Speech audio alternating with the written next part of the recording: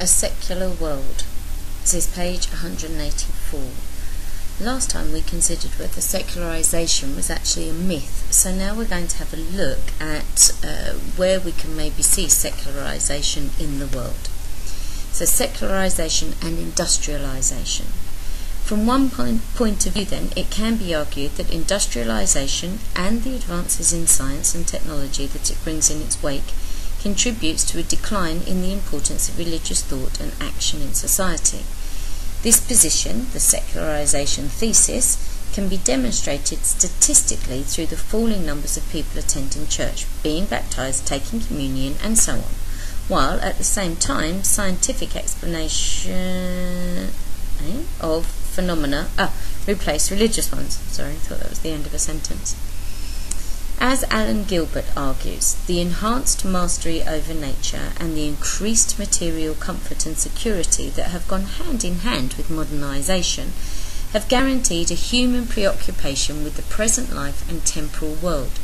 It therefore remains the sociologist's task to explain the fit between industrialisation or modernisation and secularisation by employing the concepts described above.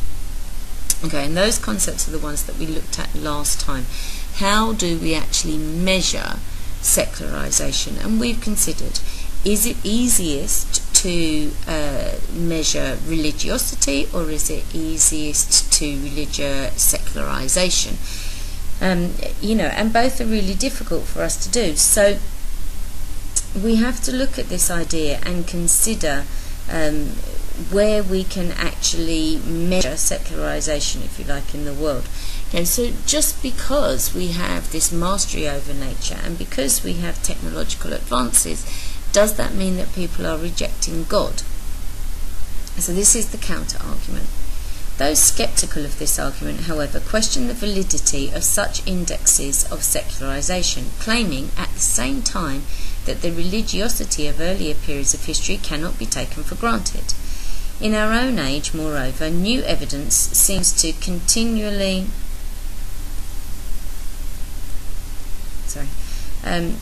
point away from the secularisation thesis.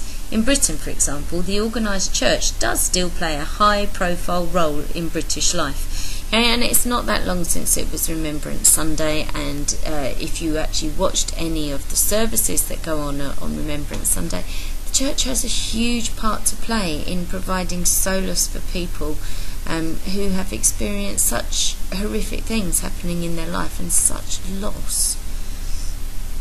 It would be unthinkable if the next monarch were not crowned by the Archbishop of Canterbury in Westminster Cathedral.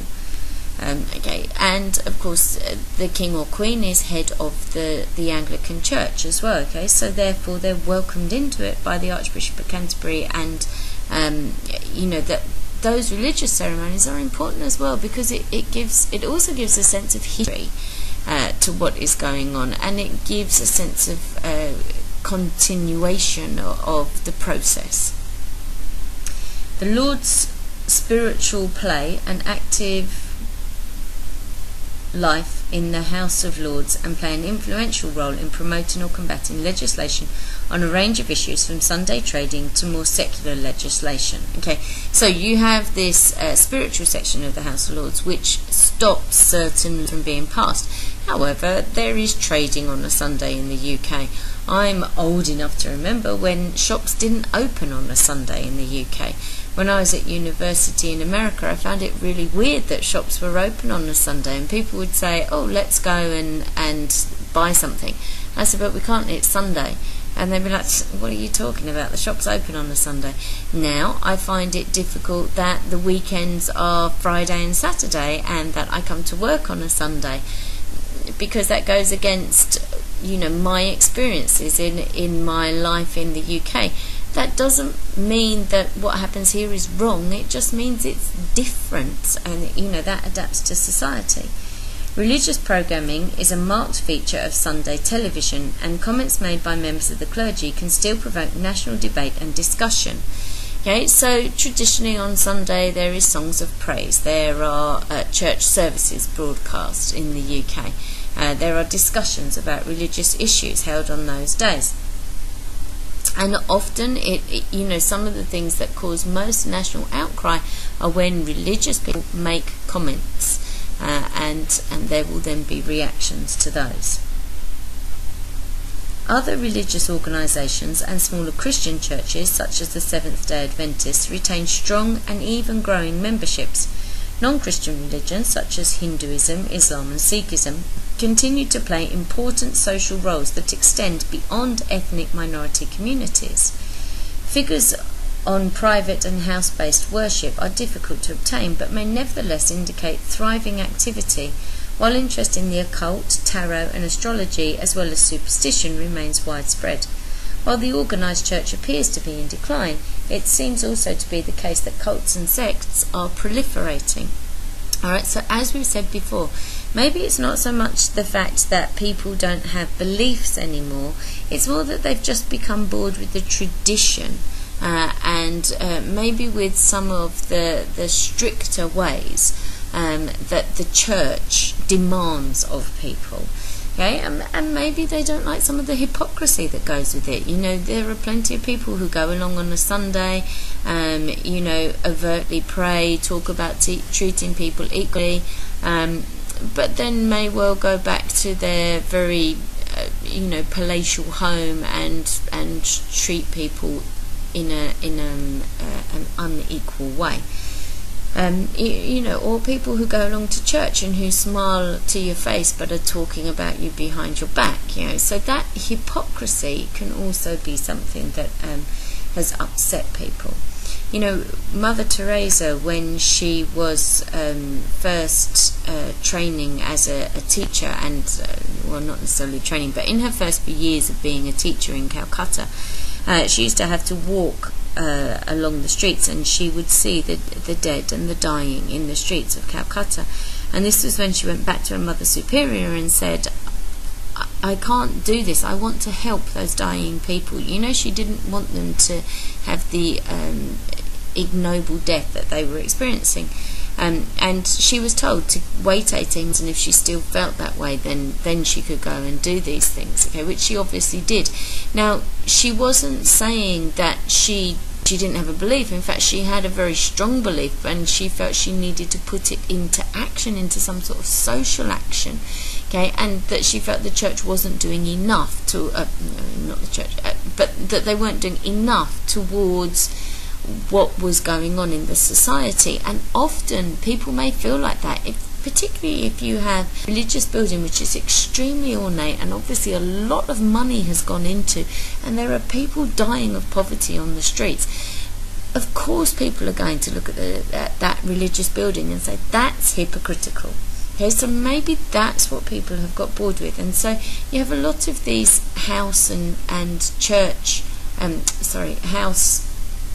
religions that have grown up, okay, which are smaller and which are personal to the person. Outside Great Britain, organised religion continues to play a major role in shaping post-war world events. In the USA, the Baptist Church, and particularly the Baptist minister, Dr. Martin Luther King, played a central role in the civil rights movements in the 1960s. This leadership was itself challenged by the Nation of Islam sect and the figure of Malcolm X. In both examples, religion was the main organising force behind social change. In the Reagan era of the 1980s, the American New Christian Right sought to gain political power while trying to change social policies on issues such as abortion and how accounts of the creation were taught in school. Evangelists became both popular and wealthy enough to be able to broadcast from their own television stations. Okay, so again, this is what we're talking about, that sometimes religion goes into this sort of social area and social policies and feels that they have to speak out.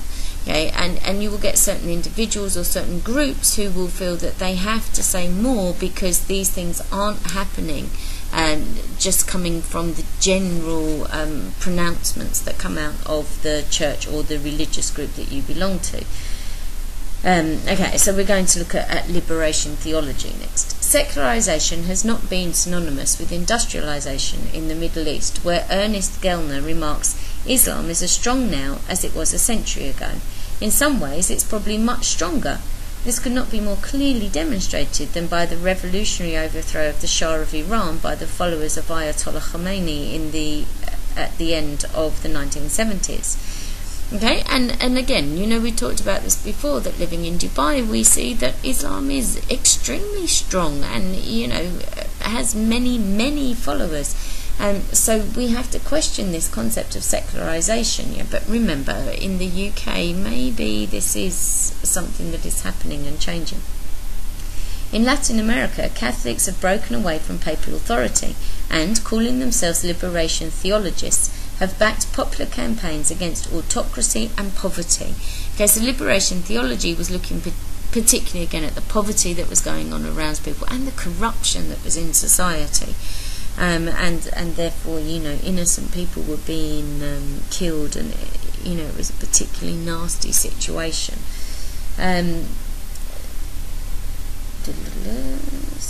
In Eastern Europe, both the Catholic and Protestant churches were active in the revolutions of 1989, particularly in East Germany and Poland, where many members of the Solidarity trade union, such as Lech Wałęsa, who eventually became the president of Poland, were to become members of the new post-communist government with full papal approval. Okay, so all of these are examples of religious groups moving away from just the boundaries of the church and actually moving outside of those and thinking, okay, there's more that we need to be doing socially to help people. Wilson. How then can the persistence of religion in an increasingly industrial and some would say post-industrial world be explained?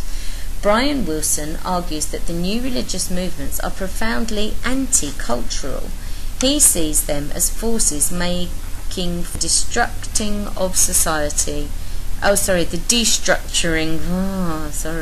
of society and personality, rather than playing the traditional role of agencies of socialization and social control. They are unable to channel religious expression into a form that might have significant repercussions for the social and political structures of the modern society. In this view, new religions are further evidence of secularization in society, attempting to compensate for the more demanding features of a secular society. Okay, I kind of start to think this is a very circular argument here, that he's saying that the decline of religion is shown by the growth of new religions, which shows that secularization is coming about. How can that be? Okay, because religion hasn't been replaced by non-belief, it's been replaced by a different type of belief. Anyway. Other writers have argued that what unites groups such as those of Eastern Europe and others who have turned to religion is that it has been used as a form of cultural defence in defining their nationality and ethnicity against the threat of more powerful forces. It is a feature of the makeup of national or imperial organisation that groups at the periphery differ ethnically from those at the centre, as with Catholicism and Presbyterianism in Northern Ireland and Scotland. In the case of some third world countries, the rise of religion represents the rejection of Western values as the expected modernisation failed to emerge.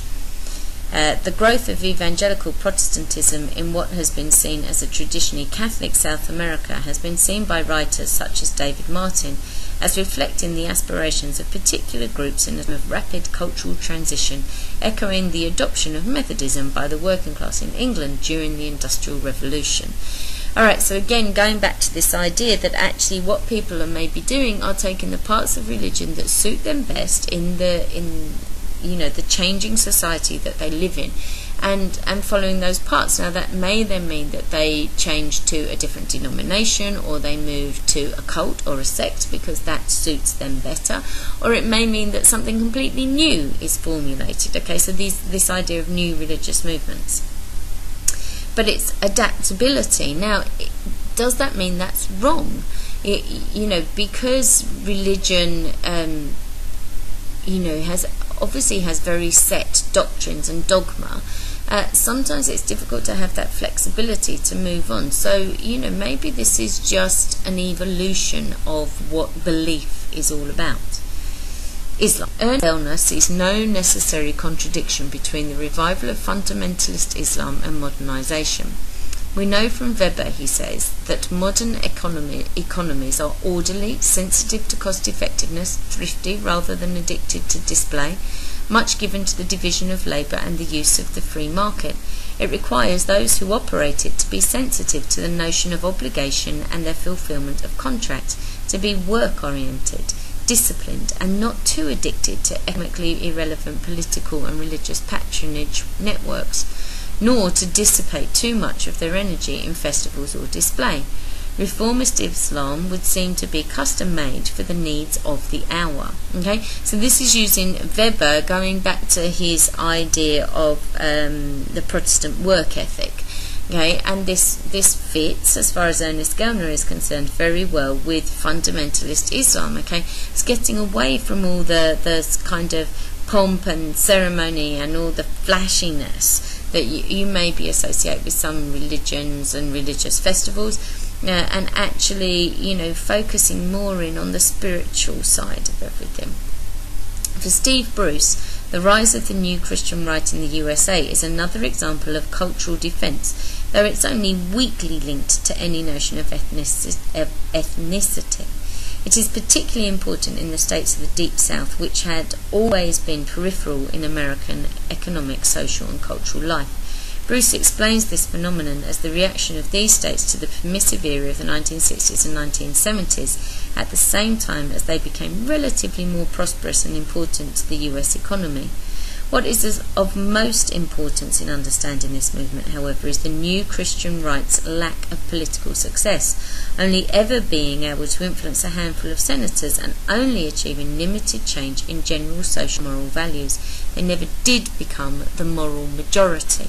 Okay, so Bruce is saying, okay, so you look at this, these people were on the periphery of America. If they can get involved in politics, then they can start to make changes that will help them. Now, it's interesting that they've never been able to become this moral majority, and you only have to look at the responses to Hurricane Katrina, which took part in the deep south of America. And people actually started to say that there was racism behind the lack of response that was going on. And so you can see then that these religious movements have to adapt to help the people to cope with what is going on in the society and the oppressiveness that comes through from society. Once again, whether contemporary societies are seen as secular or not depends on the perspective adopted and the terms used to define that perspective. For both sides of the argument, there is plenty of evidence to suggest that their point of view is the correct one. Empty churches and the separation of church from state certainly do suggest the declining importance of religion, though as many have been quick to observe, this applies only in the case of Western Europe and not in other parts of the world. It could be argued with equal conviction that religion does not die out in importance in society, but simply evolves and changes its form. Gosh, I could have written this book, couldn't I? Okay, so there are your two arguments. Okay, one that it's just an evolution and therefore it's a change. One that it's dying out because people aren't going and participating in religion anymore. And I said to you right from the very beginning that even when we got to the end of this chapter, you would find that we're still being very nebulous about coming to decisions about what religion is. Okay, and this section, I feel, just it decides to give us ideas on either side, but really it doesn't come to any conclusion. Okay, so when you're writing an essay about this, think very carefully, okay, about whether secularization actually exists or whether it's just something that people are using to try to force people to believe that religion is in decline.